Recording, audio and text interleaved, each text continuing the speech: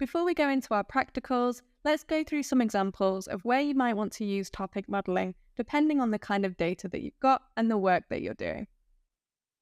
One really great way of using topic modelling is grouping things together, such as news articles or research papers, under different topic headings.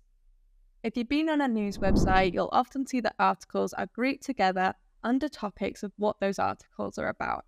These topics can either be created manually by editors and curators, or we could implement topic modelling to identify themes in the text and group them together under those topics, thus speeding up the process and meaning a lot less manual work.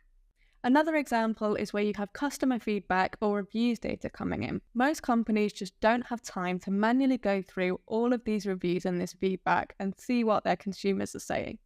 This is where topic modelling can jump in and save you so much time and energy, going through all these reviews and pulling out key themes about what customers are saying.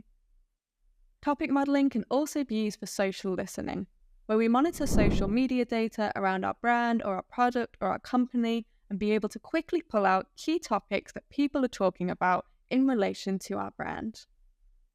These are just a few examples of topic modelling, but there's absolutely loads of applications you could put this in, and hopefully this lesson has given you some ideas of where you can implement this in your work.